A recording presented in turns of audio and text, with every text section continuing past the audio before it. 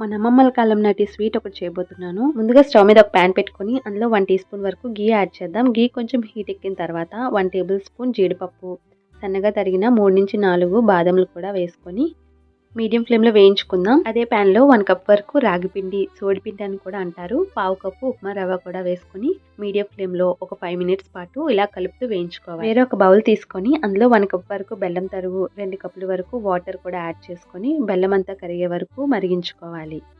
వేయించిన ఈ పిండిలో కొద్దిగా కలుపుతూ ఉండాలి. ఎక్కడ గడ్డలు లేకుండా బాగా కలుపుకుంటూ మీడియం ఫ్లేమ్లో కుక్ చేసుకోవాలి. ఈ విధంగా వాటర్ అంతా ఇంకిపోయి దగ్గర పడ్డాక ఇందులో 1 టీ స్పూన్ వరకు ఘీ యాడ్ చేసి మీడియం ఫ్లేమ్లో ఇలా కలుపుతూ కుక్ చేసుకోవాలి.